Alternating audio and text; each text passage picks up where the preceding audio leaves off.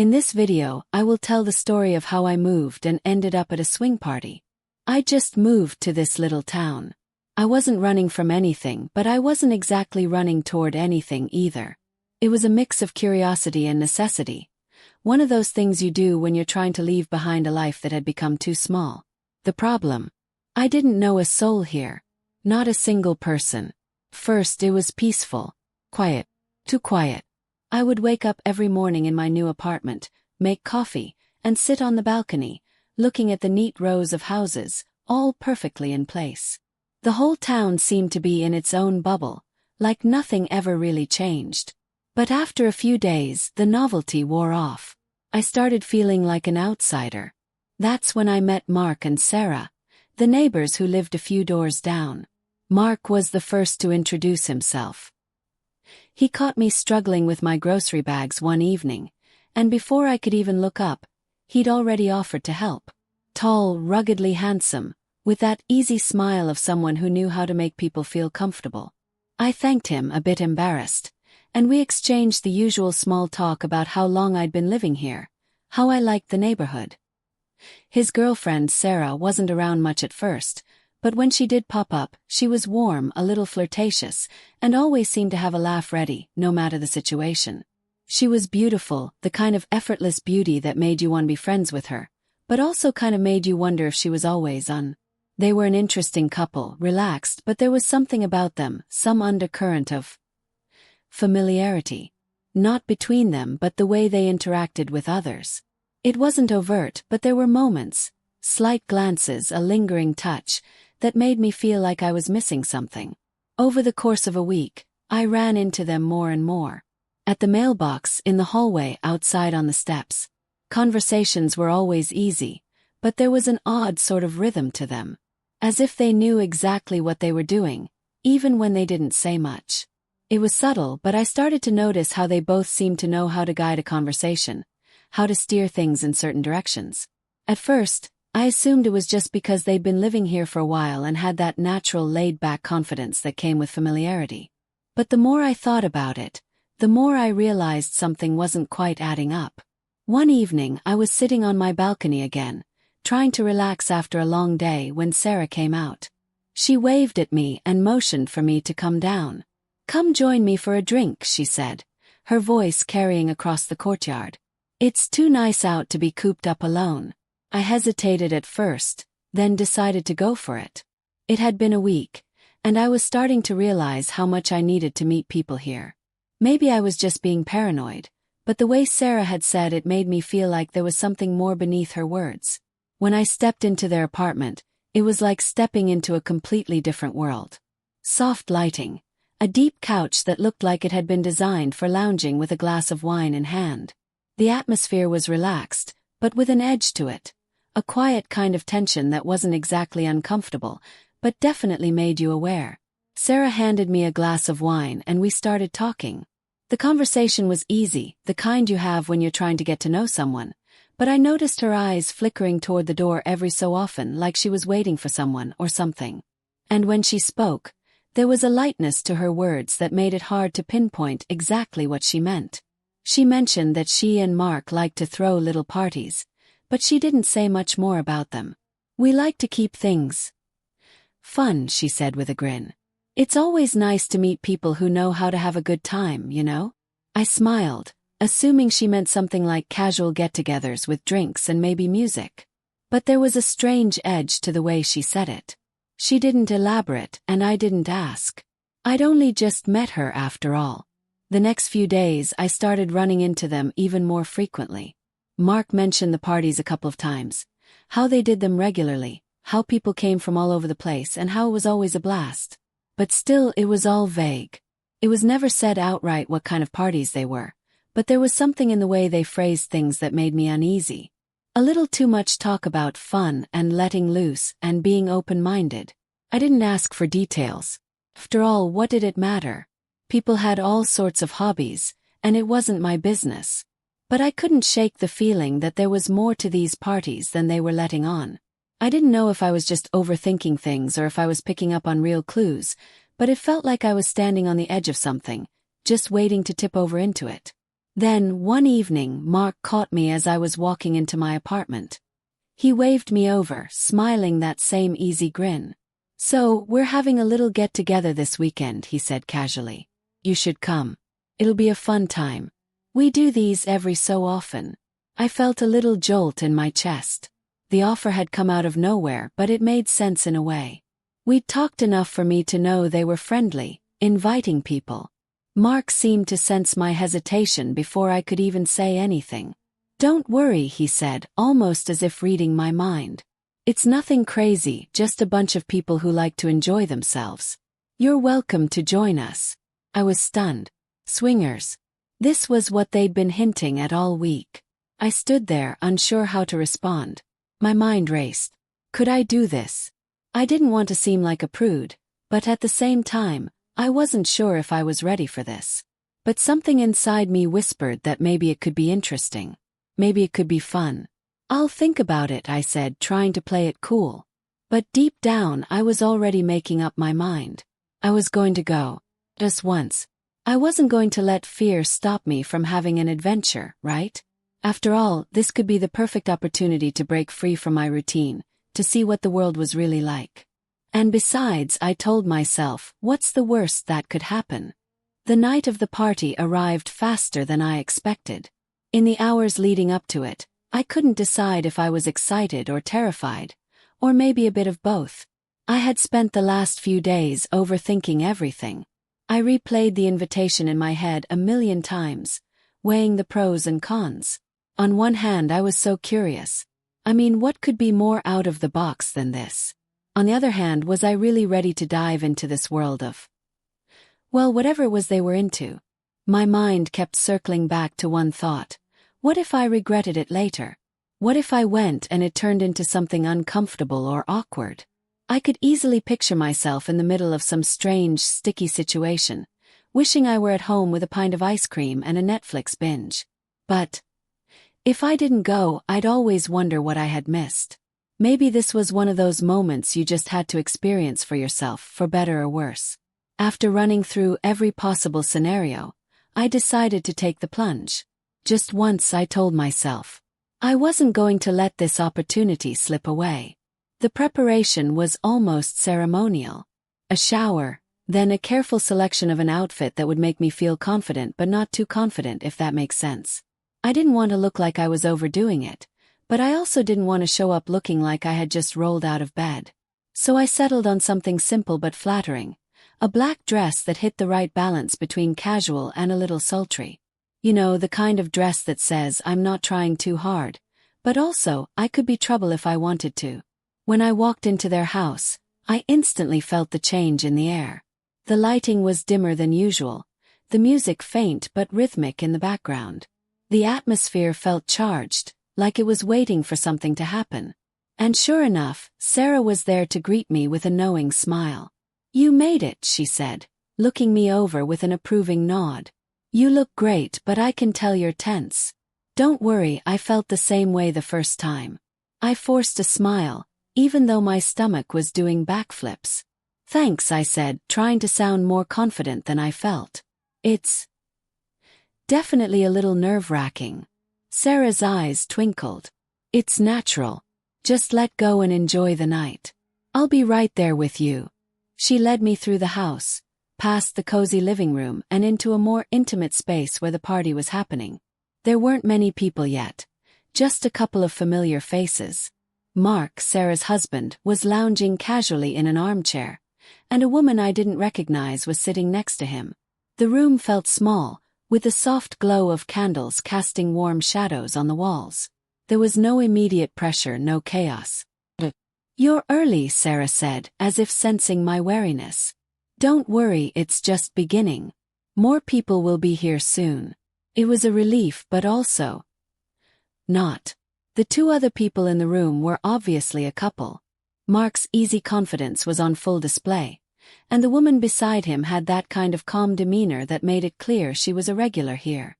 I was starting to feel out of my depth. This wasn't what I had imagined at all. It wasn't quite what I'd expected. But maybe that's because I didn't know what I was expecting. Sarah must have seen the nervousness in my eyes because she leaned in closer and whispered, "Hey, don't stress. It's all about having fun and going with the flow. You're in control of your own experience." I gave a nod, though my insides were still doing a little dance of uncertainty. The party had definitely started, but it was still small. In a way that made it even weirder, like I could feel the potential for it to escalate, but it hadn't happened yet. Then, one by one, the doorbell rang and more people began to arrive. Within what felt like minutes, the quiet atmosphere transformed. The first new arrivals were a couple, another man and woman, and then, almost before I could catch my breath, a small group of men entered. 6 in total, all looking like they'd just stepped out of a magazine or something. Attractive, confident, with that look in their eyes that said they knew what they were here for. My pulse quickened. I'd never been surrounded by so many men before, and now... well, now I was. And as if on cue, the air in the room shifted. The joking and casual conversation from earlier was replaced by a different energy. More electric, more charged. Wine flowed, and people began to mingle, their voices a little lower, their movements a little slower. A few flirtatious glances were exchanged, and before long, I felt the eyes of the men on me. It wasn't obvious, but it was there. It started slow, but it didn't stay that way for long. The men began to cluster around us, the small group of women now the center of attention. They weren't overt at first, just joking around, lightly teasing. But as the evening wore on, their presence became more intense. It wasn't that they were being aggressive or disrespectful, but I could feel them looking, really looking. Every glance, every word was loaded with meaning. I was trying to keep my composure, laughing off some of the more suggestive comments, but it wasn't long before one of the men, tall with dark eyes that seemed to bore into mine, was standing right in front of me, a little too close for comfort. He smiled a little too knowingly. My heart skipped a beat, and I suddenly found myself unsure of what to do. I could feel the pressure mounting in the room. The other women were being similarly surrounded, their bodies shifting in a way that let me know things were about to take a turn. And then Sarah, noticing my hesitation, leaned in and whispered in my ear, "Remember what I said. You don't have to do anything you don't want to. But if you're ready, just go with it. Trust yourself." Before I could process what she meant, the first man had moved in closer, his hand brushing against my arm, sending a small shiver up my spine. The room felt suddenly hot, and all I could think was, what have I gotten myself into? But there was no turning back now. I took a deep breath, tried to steady myself, and followed Sarah's advice. One step at a time. At first, it was easy to forget about everything, the tension, the nerves, the fear of stepping too far into the unknown. The wine had kicked in, and the light, flirtatious banter felt almost comforting. I found myself laughing, enjoying the attention, and loosening up in ways I hadn't expected. It was strange how quickly I'd gone from anxious to, well, high. Not literally high, but you know that euphoric buzz you get when you're in the middle of something new, something edgy. That's how I felt. For a solid 5 minutes, I was floating in this bubble of wine, jokes, and heat.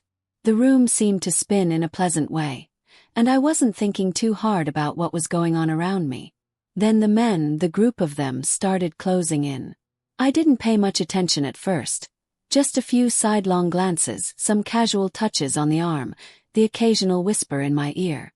I was still in that pleasant haze, feeling like I was part of something exciting, something different, something that didn't involve spreadsheets and lonely nights at home. But then it changed. They crowded around me, closer, pressing in until I couldn't move without brushing up against someone. And then, well, it was like the game shifted. What had been light-hearted suddenly became something else. Too much, too fast. The men's hands were on me in a way that no longer felt playful. They were pushing, pulling, their touches more insistent, and I could feel their weight closing in around me. One of them was practically on top of me, and I could feel a sharp pressure that made me flinch. Wait, what was happening? Why did it feel like they were hurting me now? My breath caught in my throat, a jolt of panic rising up. This wasn't fun anymore. This wasn't flirty or playful. It was crossing a line. Suddenly it all hit me. My head was spinning, but not from wine anymore. The room felt too small, too hot, and I couldn't breathe right. Something was off, something had shifted, and I needed it to stop. I screamed. "What are you doing?" My voice was sharp, slicing through the murmur of the room. "Can't you be more careful?" My body was tense, my chest tight, and as I pushed away from the crowd, I could feel a mix of confusion, anger, and hurt. My legs felt wobbly, and I barely realized I'd stood up until I was on my feet, my hands shaking. I turned to Sarah, the panic in my eyes clear. "What's going on? This isn't okay." I was practically yelling now, my voice cracking. "This isn't what I signed up for." Sarah's face immediately froze in concern. She rushed over to me, her eyes wide. I could see she was scared. Scared that something had gone wrong, that I was genuinely upset, and part of me felt a little guilty for being so loud. But it didn't make sense. Wasn't this supposed to be fun? Wasn't this supposed to be, well, less intense than what I was feeling? "I didn't want this," I told Sarah, my voice shaking as I stepped back. They're hurting me." Sarah blinked, her expression softening as she took a slow breath, then smiled like she just solved a puzzle. "Oh honey, told you. It's normal. It's like that sometimes at first. They don't mean anything by it, it's just part of the atmosphere." I blinked, confused. Well, that doesn't feel normal." "Well, the first time can be a bit overwhelming," she said, brushing a strand of hair out of her face. "But don't worry, I promise you're okay.